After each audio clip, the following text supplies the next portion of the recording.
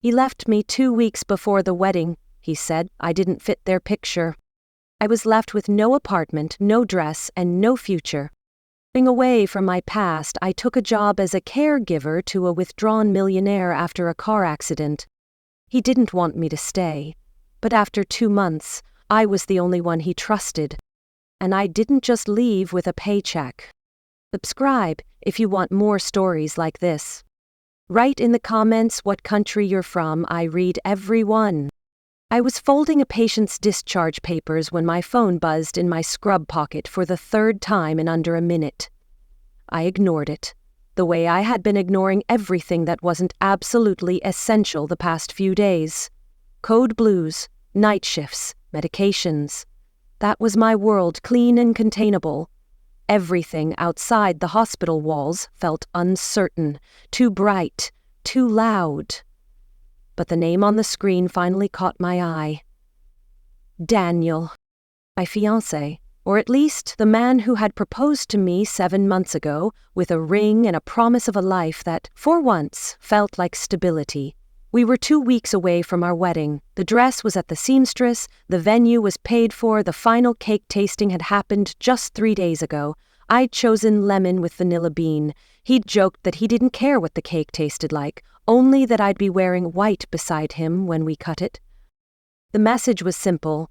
Can we meet? It's important. Then an address. Not our apartment, not his office, a restaurant on the north side. I knew. I didn't even have time to change out of my scrubs.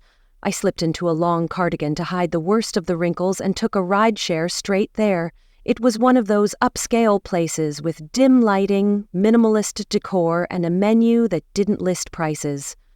Couples sat in velvet booths, laughter floating around like notes from the baby grand piano in the corner. The hostess smiled at me too brightly when I said I was meeting someone. I hadn't even reached the table before I saw it in his posture.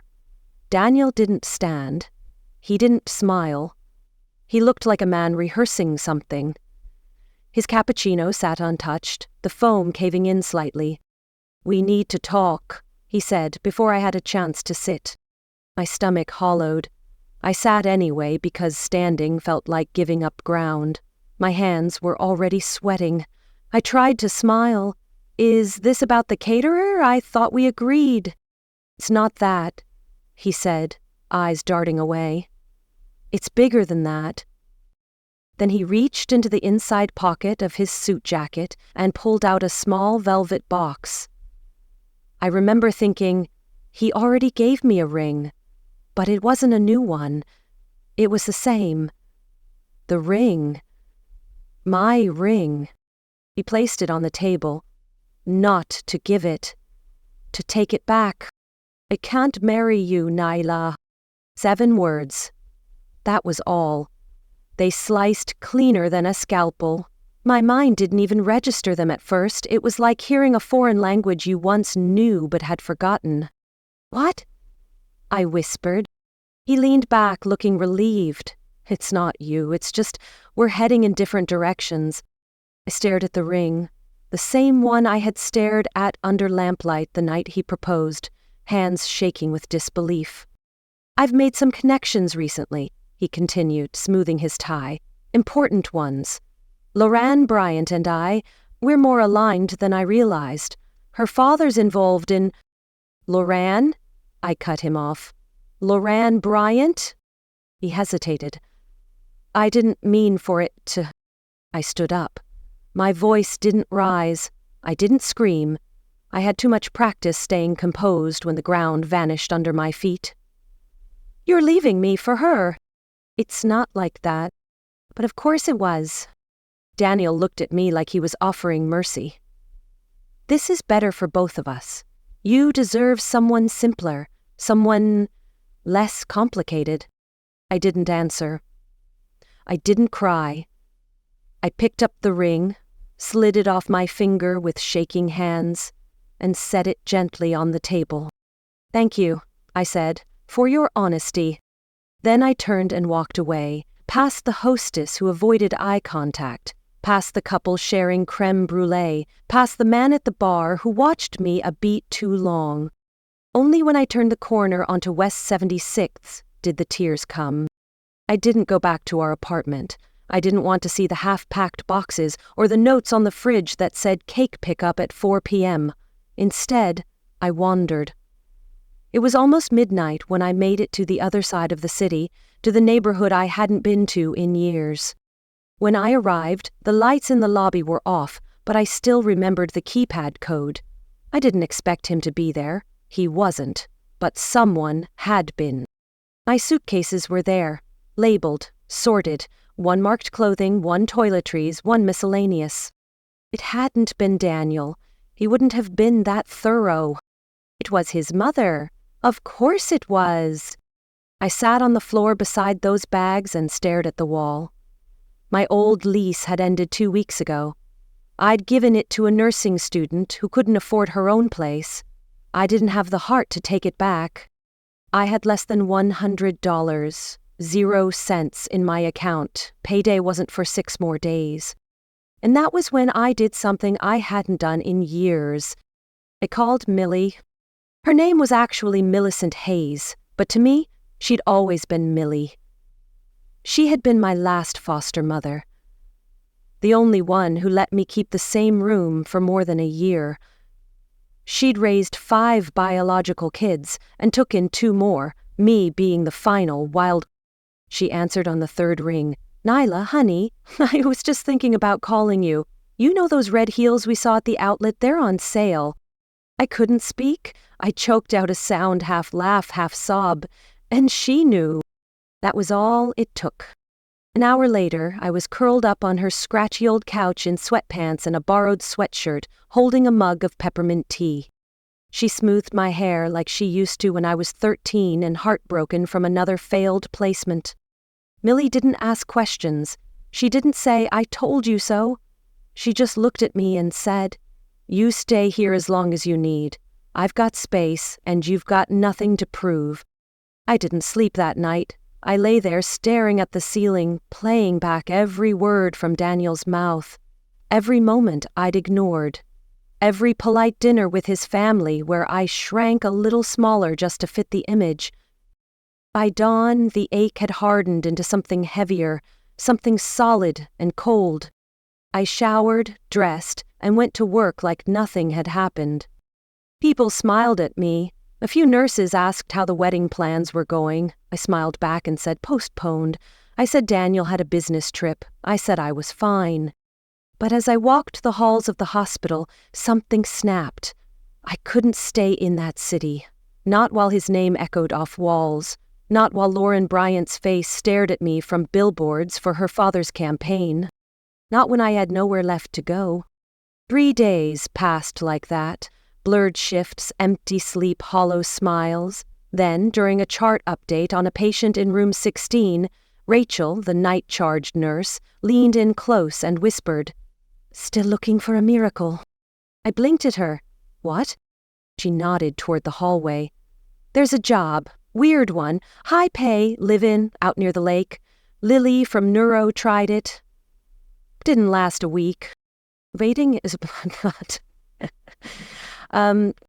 Private patient, tech guy, paralyzed, total recluse, pays triple, can't keep a nurse longer than 2 weeks. You interested?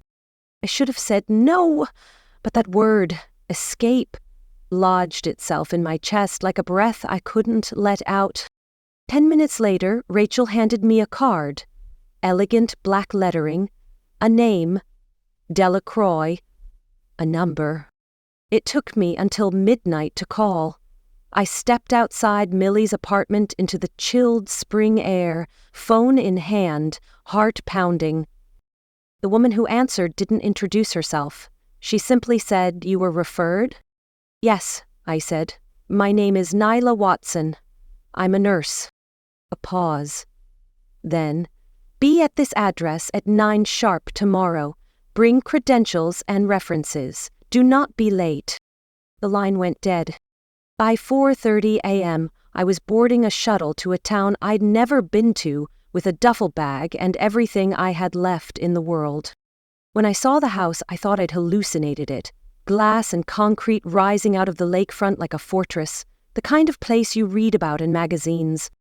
The gates opened as we approached, and I almost told the driver to turn around. But it was too late. Delacroix met me at the front door, severe in navy, her eyes like ice. "You're early," she said. I didn't want to be late. "Good, follow me." She asked 4 questions, glanced over my resume like it was a grocery list. Then, "The position is yours. Terms are strict, full discretion, no visitors, 2 days off monthly, meals included, salary $12,000 per month, bonuses subject to patient progress." I tried not to react. I'd never earned even half that much. "Your patient," she said, sliding a folder toward me, "is Mr. Miles Kane." The name meant nothing to me then. It would soon mean everything. And I was already too deep in to turn back. The hallway leading from the foyer stretched long and silent, its marble floors swallowing the sound of my footsteps. Everything about the house was immaculate, precise to the point of intimidation.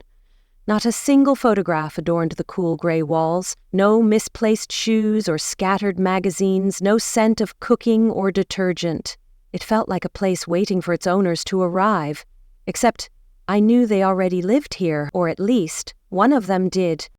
Delacroix moved ahead of me with the efficiency of someone who didn't believe in wasted motion. Her heels clicked in exact rhythm, arms folded behind her back. I followed, duffel bag in hand, clutching my credentials under one arm like they might justify my presence. She hadn't said another word since I signed the contract an hour ago. No welcome, no orientation, just a sharp nod and the order to come. At the end of the corridor, she opened a door on the left and gestured me inside. "This is your room, 3rd floor, East Wing. Meals are served on a strict schedule. You will eat in the staff quarters, not with the patient unless instructed. You are responsible for medications, therapy oversight, mobility support and documentation. You do not offer emotional support. You are not a companion." I nodded slowly, letting the words settle. She paused, looking me over with a faint frown. "You will address him as Mr. Kane at all times. He will test you. Do not mistake tolerance for permission." I wanted to ask what she meant by that, but her tone warned me that questions were unwelcome. She handed me a keycard and a thick packet of printed documents. "Your schedule starts tomorrow at 600. He will expect you then. Do not be late." Then she turned and left, the door closing behind her with a soft click that felt far too final. The room was beautiful. Neutral tones, large windows that framed a distant view of the lake, a small desk, and a bed that looked barely slept in. The walls were blank, as was the bookshelf. It was the kind of space that looked like it had been staged, not lived in. But maybe that was the point. Temporary housing for temporary people. I unpacked in silence, folding my clothes into the drawers with military neatness, though I had no idea why. There was no one here to inspect them. No one here at all, it seemed. For hours I didn't see a single soul. The house was too quiet, the air too still, like even sound didn't know where to settle. It wasn't until the next morning that I saw him. At precisely 6 a.m., I reported to the 2nd-floor suite adjacent to the West Wing, where the medical files had instructed me to begin. The room was massive, more like a luxury apartment than a hospital wing. Soft lighting glowed from recessed panels in the ceiling, and floor-to-ceiling windows bathed everything in pale morning light. A wall-mount screen displayed vitals in real time: heart rate, blood pressure, oxygen saturation. And in front of the window, his back to me, sat Miles Kane. I recognized him instantly, though not from fame. I'd Googled him the night before, piecing together bits of articles and outdated press releases. A tech entrepreneur who'd made his first million before 25, his first 100 million before 30. After his accident 2 years ago, details vague. He'd vanished from the public eye completely. He sat in a sleek custom wheelchair, his posture relaxed but deliberate, His dark hair was neatly cut, the kind of style that cost too much and looked like it didn't try at all. He didn't turn when I entered. "Mr. Kane," I said, my voice even. There was a long pause. Then, without moving, he said, "Another one?" I stepped closer, clipboard in hand. "I'm Nyla Watson, your new nurse." He turned slowly then, and I felt his gaze pin me in place. His eyes were pale gray, almost silver in the morning light, and cold in a way that felt practiced, calculated. "How long do you think you'll last?" he asked. I blinked. "I'm not sure what you mean." He tilted his head, still studying me. 3 days? 5? That's usually when the cracks start to show. "I'm here to do my job," I said. He gave a soft, humorless laugh. "That's what the last one said, before she cried in the hallway and quit without collecting her last check." I didn't flinch. I'd worked trauma shifts, held hands of patients who didn't make it, cleaned up blood and grief from tile floors. This man, with his expensive silence and sharpened voice, was not going to break me. "I'm not her," I said simply. "No," he agreed. "You're not?" The rest of the morning passed in a series of sharp instructions and veiled jabs. He refused to answer half my questions and responded to the other half with sarcasm. When I asked about his therapy regimen, he dismissed it with a wave of his hand. When I offered to review his medication schedule, he interrupted with a flat, "I know what I take." He tested me. Left the call button pressed for 20 minutes, then scolded me for not responding faster. Knocked a cup off the edge of his tray just to see if I'd clean it up without protest.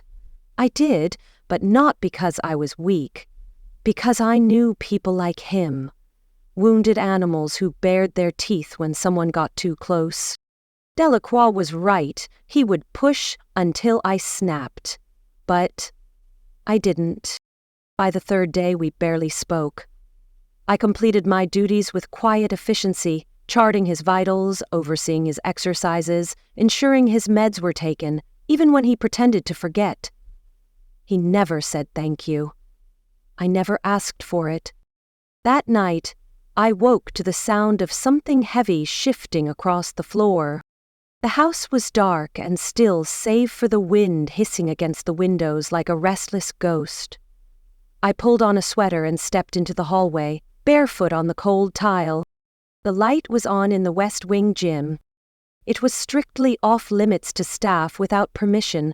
I'd never even seen inside. I crept closer, curiosity overriding caution. Through the narrow gap of the barely open door, I saw him. Miles Kane was standing. His arms trembled as he gripped the parallel bars, sweat beading along his temple. His legs were rigid, knees shaking under the effort, but he was upright, alive with tension and struggle, moving inch by inch like he was dragging the world behind him. He hadn't seen me.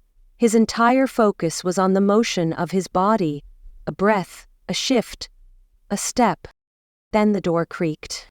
He looked up, and rage cracked across his face. "What the hell are you doing?" he barked. I didn't move. I heard something. "I thought you'd fallen." "Get out. Now." But I didn't. I stepped forward, slow, careful. "You're walking." He braced himself against the bars. "No, I'm failing. There's a difference." "You may hide it." He stared at me, chest heaving. "Because the minute people see progress, they expect miracles.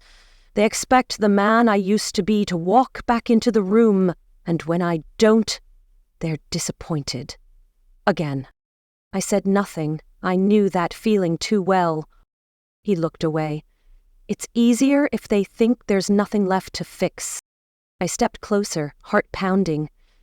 "You're wrong." He turned sharply. "What do you know about it?" "I know what it's like to be discarded when you're no longer convenient. I know what it's like to be told you're too much, too loud, too complicated, too broken." We stared at each other, the silence between us electric and unsteady. "I'm not here to fix you," I said. I'm here if you want to fight." His grip on the bars tightened. For a moment I thought he'd scream again or throw something, but instead his shoulders sagged. Finally he said, "Fine, but this stays between us." Well, and I lead. I say stop, we stop. Understood? Yeah. He studied me a moment longer, then nodded. "You're not like the others," he muttered. I shrugged. "I'm not trying to be." That night, for the first time, he let me help him back into the chair. And neither of us said another word. But something had shifted. Not much, but enough to matter. By the second week, the rhythm between us began to take shape, like the slow setting of bone after a fracture. Mornings started early. I woke before the sun, dressed quietly in the dark, and padded downstairs to the gym in soft shoes. Miles would already be there, waiting beside the parallel bars, towel around his neck, jaw clenched in anticipation or resentment, usually both. We didn't speak much during the sessions. He didn't like praise or encouragement. Didn't want pity. I learned to speak in technicals. Shift weight to the left leg. Brace here. Keep your heel down. He listened, he followed, and every day he pushed a little further. Outside those morning hours, we barely interacted. I returned to my quarters, handled documentation, adjusted meds, checked vitals. He retreated into whatever corner of the house swallowed his thoughts. Occasionally we passed in the corridor. He'd nod, I'd nod back.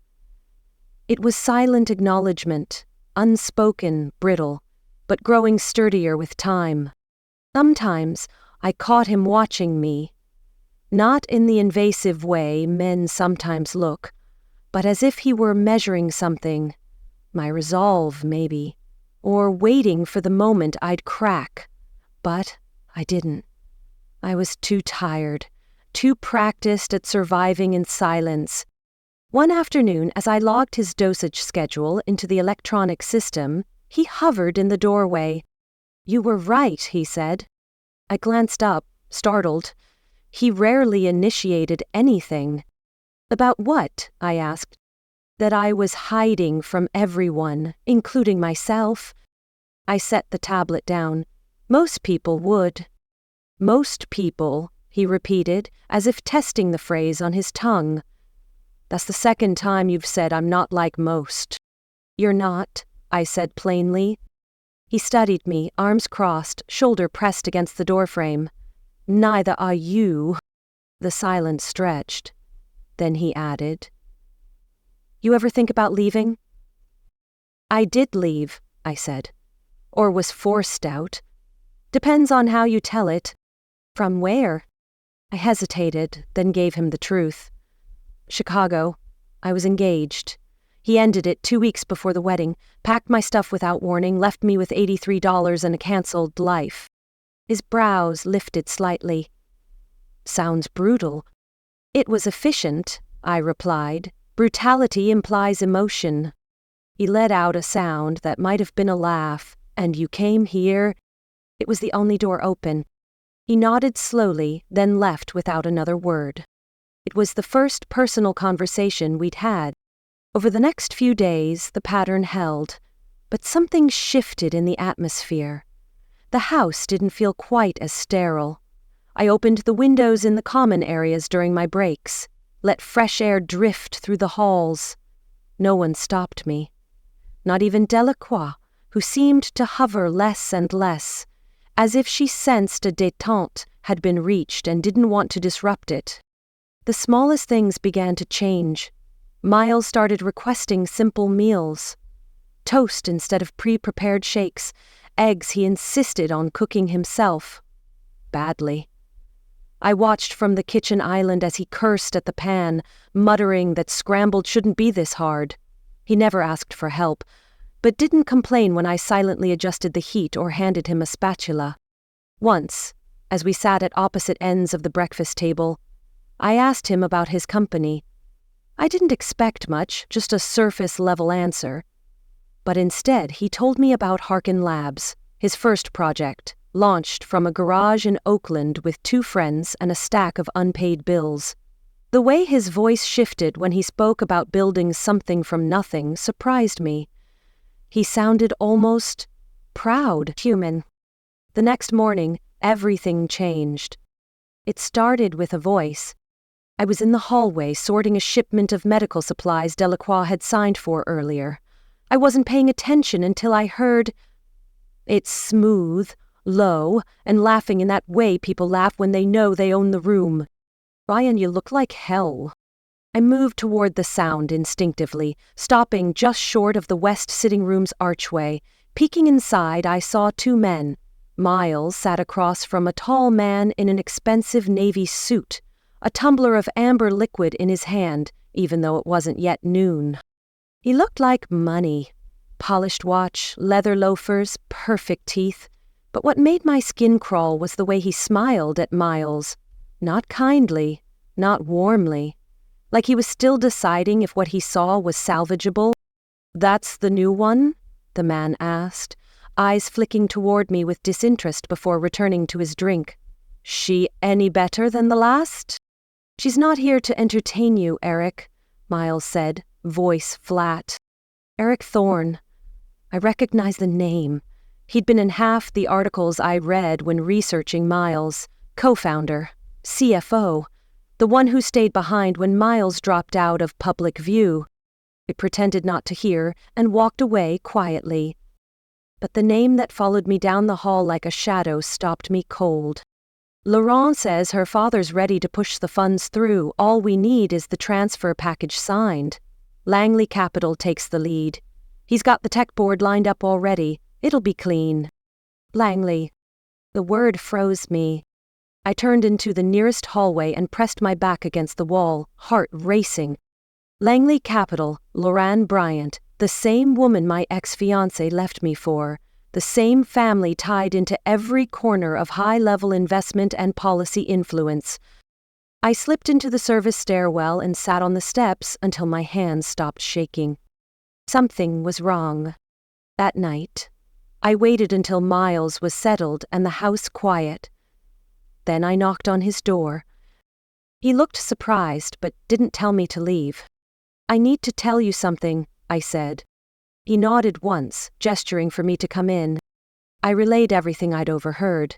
Every word, every inflection. When I said Lorraine's name, he stiffened.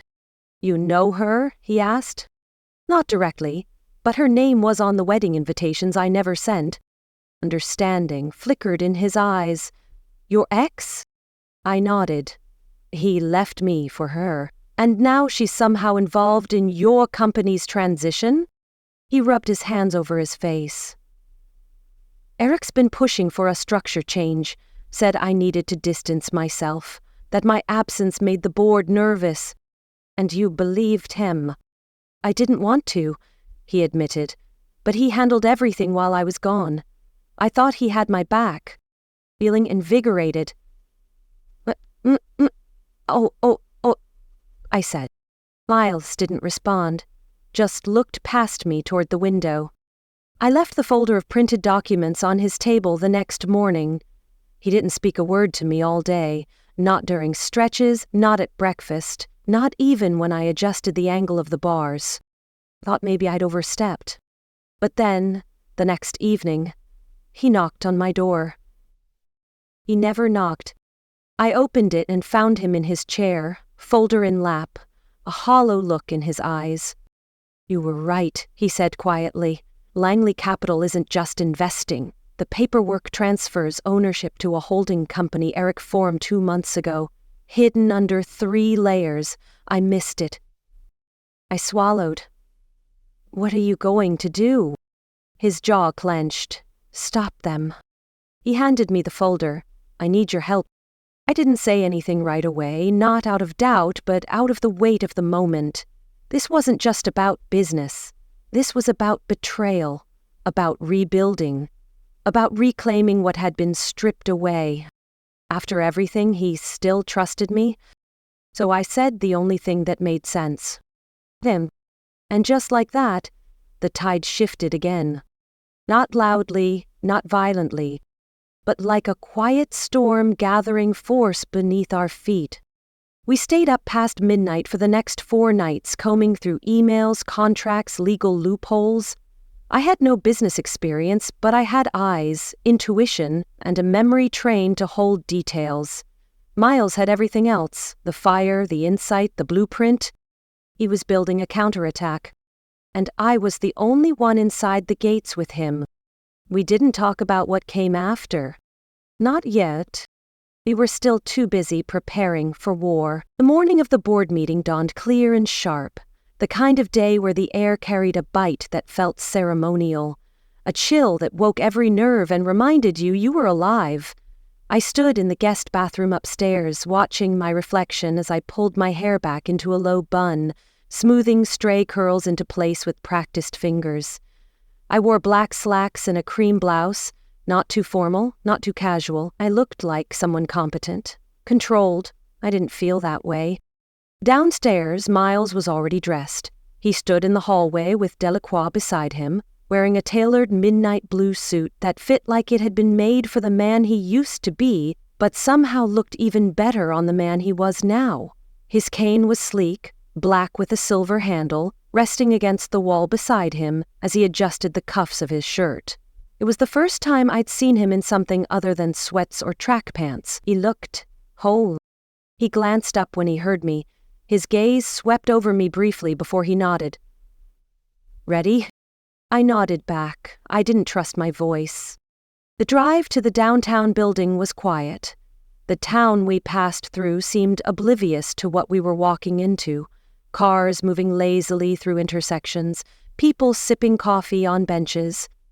Miles kept his eyes on the road ahead, one hand resting on the armrest beside him, the other gripping the cane.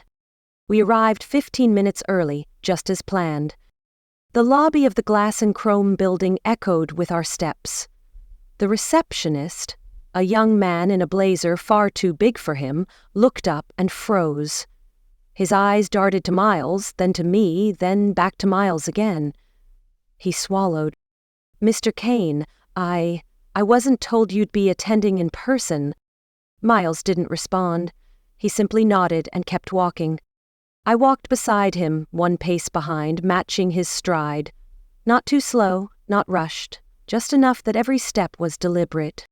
The boardroom was already half full when we entered. A long, gleaming table stretched the length of the room, surrounded by leather chairs, most of which were occupied by suits with cups of overpriced coffee and carefully bored expressions. That boredom snapped the moment Miles walked in. Eric Thorne sat at the head of the table, one arm casually draped along the back of his chair. He turned and smiled when he saw us. That smile died halfway through. To his right sat LaRon Bryant, immaculate in a dove-gray suit, her legs crossed neatly, a phone in her hand that she didn't bother to lower. She looked at Miles the way someone might look at an antique they thought had already been sold, mildly surprised it was still here. And next to her, like a bad afterthought, sat Daniel. He looked smaller. Still handsome, still smooth in that curated, expensive way, but something about him had dulled. His tie was crooked, his jaw tense. His eyes flicked toward me and then dropped quickly, as if burned. Miles didn't pause. He walked directly to the head of the table and stopped beside Eric. "This meeting is now under my authority," he said, calm and even, "and I'll begin with this." He dropped a thick folder onto the table with a weight that echoed louder than it should have. Inside is a full audit of the financial structure changes implemented over the last 12 months. Names, dates, shell entities, signatories, and the beneficiary ownership trail that leads directly to Langley Capital. He flipped the folder open. One by one he laid out the papers. Copies of contracts, email threads, bank transfers. Eric's face paled by degrees. "You can't prove intent, Eric," muttered, barely audible. "I don't have to," Miles said. "I only have to prove breach of fiduciary duty, which I just did." A murmur moved through the room. 2 board members leaned forward, another straightened in his seat, jaw clenched. The legal counsel at the far end stood. "Mr. Kane, do you wish to request an immediate vote of no confidence in Mr. Thorne's position?" Miles looked directly at Eric. "Effective immediately." Chaos erupted in the space of a breath. Lorraine stood abruptly, the click of her heels like gunshots across the floor. "You don't know who you're messing with, Miles." "Oh, I do," he replied, his voice like steel wrapped in velvet. "A woman hiding behind her father's name, and a man willing to sell everything to shortcut his way to power." Her lip curled. "And your nurse," she gestured at me with disdain. "What, she's your co-founder now?" Miles didn't flinch. He turned his head toward me and held my gaze. "She's the reason I'm standing here at all." The room was silent. Daniel stared at the table. He hadn't said a word. I could feel the weight of his gaze, the bitter recognition that everything he'd discarded, every version of me he deemed inconvenient, was now sitting at the table across from him, whole and unbent. The board voted. One by one, when it was done, it was unanimous. Eric was removed. The transition contracts were nullified. Control reverted fully to Miles. When the room finally cleared and only the two of us remained, Miles let out a long, slow breath. He leaned heavier on the cane, body sagging with exhaustion, but his eyes gleamed. "You did it," I whispered. "No," he said, "we did." He smiled, wide and real, the kind of smile that looked like it hadn't been used in years. And I realized, as I looked at him standing in a place everyone assumed he'd never return to, that he wasn't the only one who had walked into that room changed. Weeks passed. The house no longer felt like a mausoleum. The windows stayed open during the day. Sunlight pooled on the floors. Music played in the kitchen sometimes. Soft jazz or old R&B. The staff moved with more ease, less clipped formality. Even Delacroix seemed lighter. Miles still had hard days. The pain didn't vanish, but the bitterness did. Little by little, it loosened its grip on him. And mine. I stopped mourning the wedding I never had, the name I almost took. I let it all go, slowly, like shedding a second skin that had grown too tight. I started reading again, journaling, running short laps on the trail behind the house. I laughed, freely, often, without guilt. We established quiet rituals. Miles insisted on cooking once a week, even though he still burned rice and declared the oven cursed. I sat on the counter and watched, legs curled beneath me, smiling as he swore at saucepans like they owed him a debt. One night, after he nearly burned a stir-fry beyond salvation, he handed me a plate with a theatrical flourish. "If this kills you, I want it on record. I tried." "You'll inherit nothing," I deadpanned. "I've updated my non-existent will." He laughed, then paused. "Actually, no." I looked up. "I transferred the company," he said quietly, "to a trust, one that includes you." I blinked. "What?" "I'm not giving you the company," he clarified. "I don't want you to run it, but I want you to know I built something with you that's better than anything I've built alone. I want you to be part of whatever comes next." He reached into his pocket and pulled out a small box, black velvet. I froze. He opened it slowly. Inside was a simple gold ring with a tiny sapphire in the center.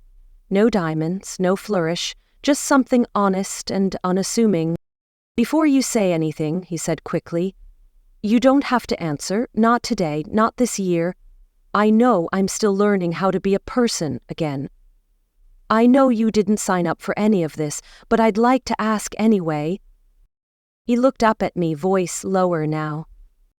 "Will you consider walking this road with me, not because I need saving, but because with you I remember who I am?" I didn't cry. I thought I might. I'd cried over lesser things. But what I felt wasn't sorrow. It was arrival, a quiet knowing, like walking through the darkest part of the woods and finding not a castle, but a clearing, a place to breathe. I slid the ring onto my finger. "I'm not saying yes," I whispered, smiling, "but I'm not saying no." He grinned. "That sounds exactly like you." We didn't make an announcement. There were no headlines, no fanfare, just more mornings, more walking, more quiet. He passed half a mile on his own by the next month. I finished my certification and opened a small private practice for chronic care patients. We hired 2 new therapists. One of them moved into the guest wing. The house didn't feel like his anymore. It felt like ours. Daniel texted me once, 2 lines. "Are you okay?" I didn't answer, because the truth was I'd already gotten everything I needed from that heartbreak. A lesson, a detour, and a door. Miles stopped using the cane by the fall. On his birthday, we drove up to the coast, just us. No staff, no doctors, no expectation. At sunset, we walked the edge of the beach, the wind cold enough to sting, the sand clinging to our shoes. He stopped once, looking out over the water. "Do you think we'll ever go back to who we were before?" he asked. I shook my head. "I hope not." He turned to look at me, and I added, "Because who we became is better." He didn't respond. He didn't need to. He just reached for my hand and didn't let go. If this story moved you, don't forget to subscribe for more. Share it with someone who needs to hear it. And if you're ready for the next one, I'll see you there.